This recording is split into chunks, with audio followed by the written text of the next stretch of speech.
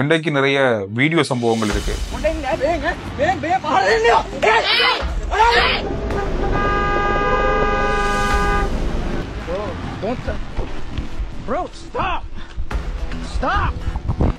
சமூக வலைதளங்கள்ல கடந்த மணித்தியாலங்கள்ல அதிகமா வைரலா பார்க்கப்பட்ட ஒரு சில வீடியோக்கள் பற்றி பேசிட்டு நாங்க இன்றைய நாளுக்கான செய்திகளுக்கு போகலாம்.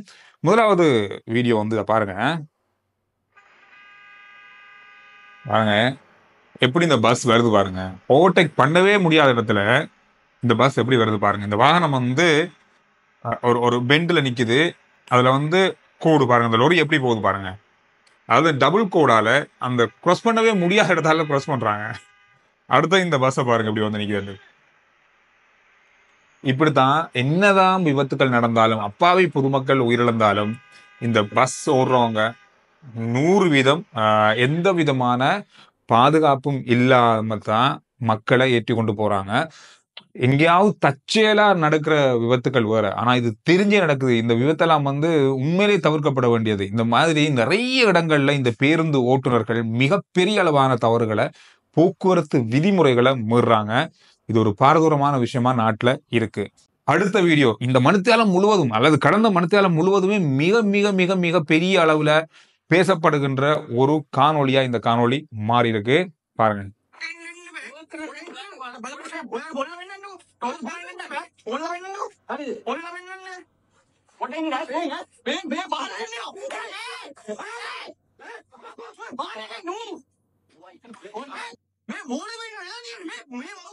இது வந்து கொக்கரல்ல பகுதியில இடம்பெற்ற ஒரு சண்டை. அதாவது போக்குவரத்து போலீசாருக்கும் பாதையில பயணித்த ஒருவருக்குமான ஒரு பிரச்சனையாக இது நடந்திருந்தது. இது பெரிய அளவா வைரலாக இன்றைய நாள்ல பார்க்கப்பட்ட ஒரு காணொலியா மாறி இருக்கு. இது கொக்கரல்ல பிரதேசத்தில் இடம்பெற்றிருக்கு.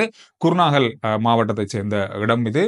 இந்த சம்பவம் எப்படி நடந்திருக்குன்னா, பைக்ல ஒரு ஆணும் பெண்ணும் வந்து அதிவேகமா வந்திருக்காங்க. டிராபிக் போலீஸ் வந்து நிப்பாட்டி அது தொடர்பாக கேட்கும்போது ஏற்பட்ட வாக்குவாதத்துல டிராபிக் போலீஸ் அவரை வந்து தாக்கிய சம்பவம் தான் இது. இது தொடர்பாக குருநாகல் மாவட்ட போலீஸ் பாதுகாவலர் தொடர்பாக இது மேற்பார்வை செய்யப்பட்டு இப்பொழுது விசாரணை செய்யப்பட்டிருக்கு. அந்த போலீஸ் அதிகாரி, அந்த டிராபிக் போலீஸ் அதிகாரி வந்து பணி இடை நீக்கம் செய்யப்பட்டிருப்பதாக தற்போது சொல்லியிருக்காங்க. இந்த விஷயம் இன்றைய நாள்ல பார்க்கப்பட்ட வைரலான வீடியோக்கள்ல உண்டு. அதோட இன்னும் ஒரு வீடியோ, இந்த வீடியோ தொடர்பாக அமைச்சர் வந்து விளக்கம் கொடுத்திருக்காரு. அதை பார்த்துட்டு அது என்ன அப்படின்றத பார்ப்போம். Don't touch me, bro. Yeah, smack me. Bro, don't touch me. Bro, stop. Stop. Philippines நாட்டை சேர்ந்த ஒரு சுற்றுலா பயணி. இவருக்கு ஒரு இடத்துல வச்சு தாக்குதல் நடக்குது. அதாவது இவரை வந்து தாக்குறாங்க நம்ம நாட்டை சேர்ந்த ஒருத்தர். இந்த காணொளி வந்து இன்றைய நாள்ல பெரிய அளவா வைரலாக மாறி இருக்கிற ஒரு காணொளி. இதோடுவாக அமைச்சர் உடனடியாக விளக்கம் கொடுத்திருக்காரு. මේක 2024 පෙබරවාරි මාසේ 14 වෙනිදා සිදු වුණු සිද්ධියක්. අපිට වාර්තා වුණාට පස්සේ පැය දෙකක් ඇතුළත මේ අදාළ පුද්ගලයා අපි අත්අඩංගුවට ගත්තා. அமைச்சர் என்ன சொல்லிருக்காரு, இது கடந்த வருஷம் இடம்பெற்ற பிரச்சனை. உடனடியாக அவரை கைது செய்து நீதிமன்றத்தில் ஆஜர்படுத்த ஒரு வழக்கம் போகுது. எனவே இது புதிய வீடியோ இல்ல, இது பழைய வீடியோ. இந்த மாதிரியான பொய்யான அல்லது அதாவது இந்த சுற்றுலாத்துறையை திசை திருப்புற மாதிரி அல்லது பாதிப்படையில செய்யற மாதிரியான விஷயங்களை செய்யாதீங்க. உள்ளூராட்சி சபைகளை ஆட்சி அமைக்கிறது தொடர்பாக இப்பொழுது பரவலா பேசப்படுது. இதனால அரசாங்கத்துக்கு எதிராக இந்த மாதிரியான பல விஷயங்களை சோசியல் மீடியால செய்யறாங்க. எனவே இது வந்து பழைய விஷயத்த புதுசு மாதிரி அப்லோட் பண்ணிருக்காங்கன்ற மாதிரி அவர் விளக்கம் கொடுத்திருக்காரு. இது கடந்த வருஷம் நடந்திருக்கு. இதுக்கான நடவடிக்கையும் எடுக்கப்பட்டிருக்கு. ஜனாதிபதி அனுரகுமார திசாநாயக்க அவர்கள் உள்ளூராட்சி சபைகளை ஆட்சி அமைக்கிறது தொடர்பான ஒரு விளக்கம் கொடுத்திருந்தாரு. அதாவது அவர் சொன்ன ஒரு விஷயம் சொன்னா, பெரும்பான்மை எங்களுக்கு தான் இருக்கு, பெரும்பான்மையான இடங்கள் நாங்க தான் கைப்பற்றி இருக்கோம், மக்கள் எங்களுக்கு தான் ஆட்சி அமைக்கிறதான அதிகாரத்தை கொடுத்திருக்காங்க. පළාත් පාලන ආයතන 152ක් අපිට මන්ත්‍රීවරු ගැසට් කර විගසම අපිට පිහිටවීමේ හැකියාව තියෙනවා. දැනටමත් අපෙන් සභාපතිවරු සහ උපසභාපතිවරුන්ගේ නාම ලේඛන ඉල්ලා සිටින අපි එක යවනවා. 152ක් අපි පිහිටවා තිබෙනවා. எனவே 152 சபைகள்ல பெரும்பான்மையோட நாங்க தனியா எம்பிபி மட்டும் ஆட்சி அமைக்கிறோம். அதுக்கான வர்த்தமானி எல்லாம் வெளியிடப்பட போகுது. அதுக்கான பதவி நிலைகள் எல்லாம் வந்து அறிவிக்கப்பட போகுது.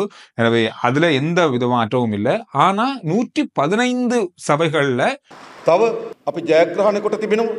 අපි තමයි තනි කඳවුරක් ලෙස වැඩිම මන්ත්‍රීවරු සංඛ්‍යාව ඉන්නේ. එහෙත් සුම්බුන් එකතු වුණාම අපි දෙක තුනක පිටිපස්සෙන් ඉන්නවා. 115ම අපි පිහිටවනවා. ඒක තමයි ප්‍රජාතන්ත්‍රවාදී. நாங்க தான் பெரும்பான்மை. அதாவது ஒரு தனி கட்சியா பார்த்தா மற்ற கட்சிகளை விட எங்களுக்கு தான் ஆசனங்கள் அதிகம். ஆனா பெரும்பான்மை இல்லாம இருக்கலாம். அந்த பெரும்பான்மையை நாங்க சிறிய கட்சிகளோட சுயேட்சை குழுக்களோட இப்போ நடக்கிற பேச்சுவார்த்தைகள் மூலமாக நிரப்பி அந்த 115ஐயும் நாங்க தான் ஆட்சி அமைக்க போறோம். இதுதான் ஜனநாயகம். எனவே இதை குழப்பறதுக்கு எதிர்க்கட்சிகள் மிகப்பெரிய அளவிலான தந்திரங்களை பாவிக்கிறாங்க. உடைந்துடைந்து கொண்டிருக்கிற கட்சிகளால, எதிர்க்கட்சிகளால எங்களை ஒண்ணுமே செய்ய முடியாது. මතක තියාගන්න. අපිට විරුද්ධව දේශපාලන කඳවුරක් නැහැ. කඳවුරක් නැහැ. සුම්බුන් ගොඩක්. ව්‍යාකූලත්වයක්, මතවාදයක්, සමාජ ඉදිරි දැක්මක් සහිත කිසිවක් නැහැ. තාමත් අපරිණත ලදරු දේශපාලනයක් අපිට එළියේ තියෙනවා. இந்த ஆட்சியை அல்லது கலைக்கிறதுக்கோ அல்லது இந்த ஆட்சியை கைப்பற்றதுக்கு ஒவ்வொரு கட்சிகளும் ஒவ்வொருத்தரும் ஒவ்வொரு தேதிகளை குறிக்கிறாங்க. எந்த அளவுக்கு இது எந்த அரசியல் அறிவே இல்லாத ஒரு விஷயமாகவே இதை பார்க்கக்கூடியதாக இருக்கு. අන්නේ ජාතිවාදී අන්තවාදය පරාජයට පත් කිරීම සඳහා අලුත් ජනතාවක් අපට ඡන්දය ලබා දී තිබෙනවා. ඔවුන් ප්‍රගතිශීලී பிரகதிகாமி ஜனதா. அதோட ஊழல் இல்லாத ஒரு நாட்டை உருவாக்கணும் அல்லது இனவாதம் இல்லாத ஒரு நாட்டை உருவாக்கணும் அப்படின்றத மக்கள் எங்களுக்கு வாக்களிச்சாங்க. அது நடந்தே தீரும். அதுல எந்த ஒரு மாற்றமும் இருக்காது. எனவே இந்த விஷயங்கள் எல்லாமே கண்டிப்பா நடக்கும். உள்ளாட்சி சபைகளை நாங்க தான் முழுமையா ஆட்சி அமைக்க போறோம் அப்படின்றத ஜனாதிபதி தன்னுடைய உரையில சொல்லியிருந்தாரு. குறிப்பா எதிர்க்கட்சிகள் இப்பொழுது, நான் நேற்று ஒரு வீடியோவில் சொல்லியிருந்தேன், எதிர்க்கட்சிகள் இப்பொழுது கொஞ்சம் கொஞ்சமாக உடைய ஆரம்பித்திருக்கு. இதுல வித்தியாசமான கருத்து வேறுபாடுகளால இது நடக்குதுன்னு சொல்றாங்க. ஆனாலும் என்னதான் இந்த ஜனாதிபதி அவர்கள் 115 உள்ளூராட்சி சபைகளை, அதாவது அவங்களுக்கு பெரும்பான்மை இல்லாத சபைகளை ஆட்சி அமைத்தாலும் இதுல பலதரப்பட்ட சிக்கல்கள் ஏற்பட வாய்ப்புகள் இருக்குன்னு சொல்லப்படுது. இந்த பிரேரணைகள் நிறைவேற்றப்படாம போறது, அதுக்கு ஆதரவு இல்லாம போறது அப்படின்ற விஷயங்கள் இந்த 115 சபைகளுக்குள்ளேயும் இருக்கலாம். இது பெரிய அளவான குழப்பத்தை, இந்த சபை கலையக்கூடிய வாய்ப்புகளையும் வருகின்ற நாட்கள்ல ஏற்படுத்தலாம். அப்படின்ற ஒரு விஷயத்துக்காக இந்த எதிர்க்கட்சிகள் எல்லாம் இப்ப அமைதியா இருக்கு. சரி, எல்லா சபைகளையும் எம்பிபி அல்லது அரசாங்கமே ஆட்சி அமைக்கட்டும், அதுக்கு பிறகு நடக்கிறத பாருங்க அப்படின்ற மாதிரி சில எதிர்க்கட்சிகள் அல்லது பிரதான எதிர்க்கட்சிகள் திட்டமிட்டிருப்பதாகவும் சொல்லப்படுது. இது ஒரு பெரிய ஒரு அரசியல் தந்திரமாக, காய் நகர்த்தலாக வருகிற நாட்கள்ல அரசாங்கத்துக்கு பெரிய அளவான என்ன சொல்றது, குடைச்சலை கொடுப்பாங்க. குடைச்சல் சொல்லுவாங்க. அந்த மாதிரியான விஷயங்களை செய்யறதுக்கான வாய்ப்புகளை உருவாக்குறதுக்காகவே எதிர்க்கட்சி இப்பொழுது நமக்கு பெரும்பான்மையில தான், நமக்கு கிடைச்சதை மட்டும் வச்சுக்கொண்டு ஆட்சி அமைக்கலாம், மற்றதை முடிஞ்ச அளவு அரசாங்கத்தை ஆட்சி அமைக்க விடுவோம், அதுக்கு பிறகு நாங்க பார்ப்போம் அப்படின்ற மாதிரி இருப்பதாக சொல்லப்படுது. எனவே இந்த விஷயம் ஒரு முக்கியமான விஷயமாக பார்க்கப்படுது. அதோட இன்று அதிகாலை ஓமந்தையில, அதாவது A9 ஓமந்தை வீதியில கொழும்புல இருந்து யாழ்ப்பாணம் நோக்கி சென்ற ஒரு கார் விபத்துக்குள்ளாக இருந்தது. இதுல இந்திய துணை தூதரகத்தினுடைய அதிகாரி ஒருவர் இழந்திருந்தாரு.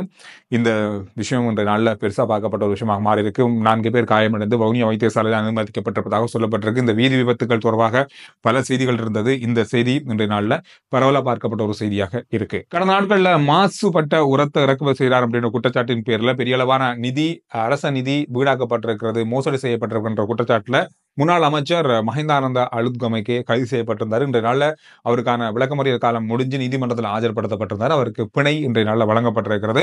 அதே போல முன்னாள் அமைச்சர் மேவின் சில்வா அவர்களுக்கான அதாவது விளக்கமறியல் காலம் மீண்டும் நீடிக்கப்பட்டிருக்கிறது. எனவே இந்த விஷயங்களும் இன்றைய நாளில் பார்க்கக்கூடியதாக இருந்த செய்திகள். RJ Chandru report YouTube channel, Facebook page, WhatsApp channel, இது எல்லாத்தையும் போல பண்ணுங்க. அடுத்த வீடியோல நான் உங்களை சந்திக்கிறேன்.